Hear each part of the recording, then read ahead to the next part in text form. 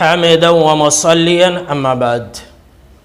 ناظرین کرام، آج میں تمام مسلمانوں کے لیے کچھ ضروری پیغام لے کر کے حاضر ہوا ہوں۔ جیسا کہ ہم اور آپ جانتے ہیں کہ لاک ڈاؤن 5 کے اندر 8 جون 2020 سے مساجد کو حکومت کی اجازت اور پرمیشن سے کھولے جا رہے ہیں۔ الحمدللہ تقریباً 80 دنوں کے بعد ہم اور آپ مساجد کے اندر پھر سے ایک بار جمع ہونے والے ہیں۔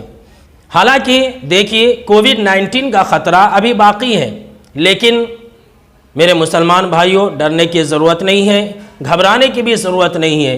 کیوں؟ اس لیے کہ ڈاکٹروں کا یہ کہنا ہے کہ اب یہ وائرس اتنا خطرناک نہیں ہے جتنا پہلے تھا، اب اس سے کسی کی جان نہیں جائے گی انشاءاللہ۔ اسی لیے ناظرین کرام، آپ ڈرے نہیں، گھبرائے نہیں، بس جو کووڈ-19 کے خلاف احتیاطی تدابیریں بتلائی جاتی ہیں اور لاک ڈاؤن 5 کے اندر جو حکومت کی طرف سے گائیڈ لائنز دی جا رہی ہے، ہم اور آپ اس کا پالن کریں اور مساجد کو ضرور بھی ضرور آباد کریں، یہ ہمارے لیے بہت ہی زیادہ ضروری ہے۔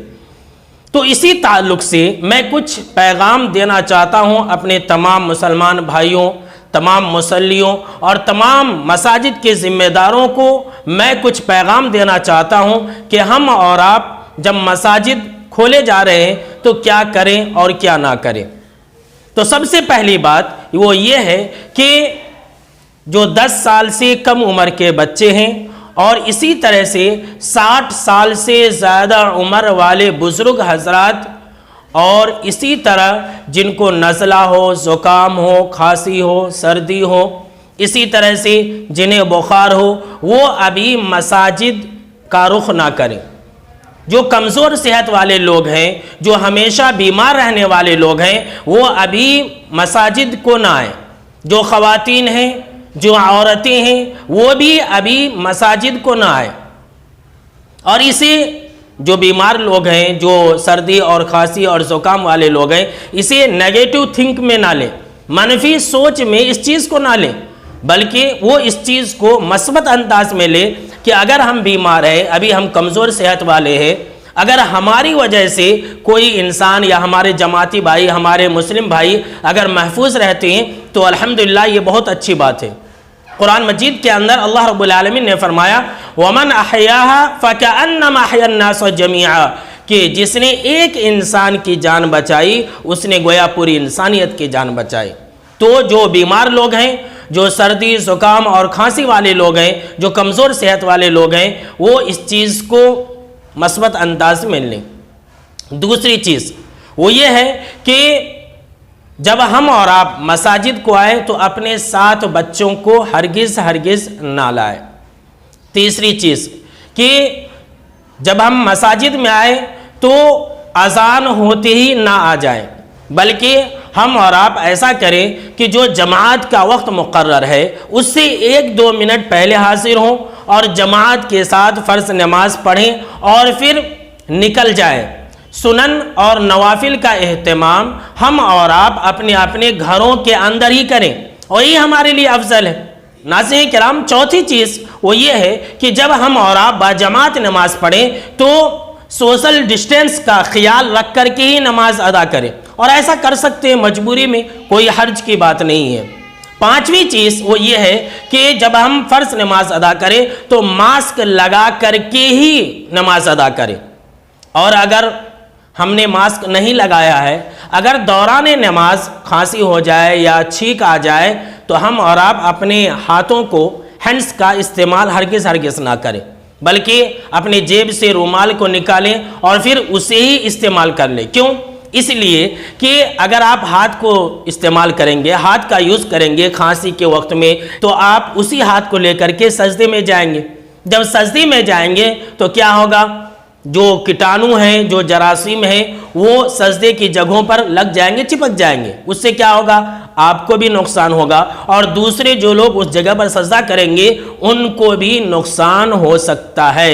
اسی لیے رومال کا استعمال آپ کریں، اور اگر آپ رومال کا استعمال نہیں کریں گے اور اگر کھانسیں گے یا چھینکیں گے تو جو آزو بازو والے لوگ ہوں گے انہیں بھی نماز کے دوران پریشانی ہو جائے گی۔ میرے مسلمان بھائیوں، آپ ان ساری چیزوں کا اہتمام ضرور کریں۔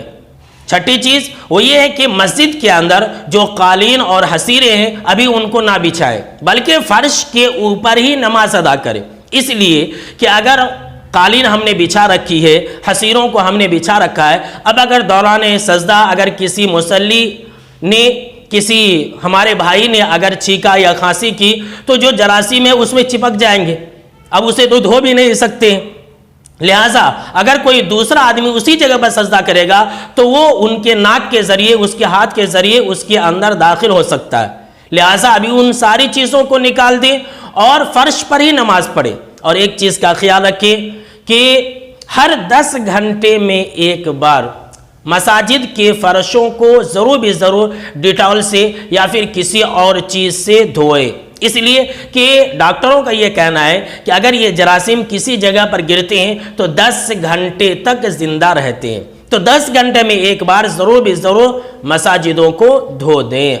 7ویں چیز وہ یہ ہے کہ مساجد میں ہم اور آپ داخل ہوتے وقت اور نکلتے وقت بھیڑ نہ لگائے، ایک دوسرے کے جسموں کو ہم اور آپ ٹچ نہ کریں، بلکہ وہاں پر بھی سوشل ڈسٹینس کا خیال رکھتے ہوئے ایک کے بعد دوسرے لوگ نکلیں۔ 8ویں چیز وہ یہ ہے کہ جب ہم مساجد کو آئیں تو ایک دوسرے سے ہاتھ نہ ملائیں اور نہ ہی ہم ایک دوسرے سے گلے ملیں۔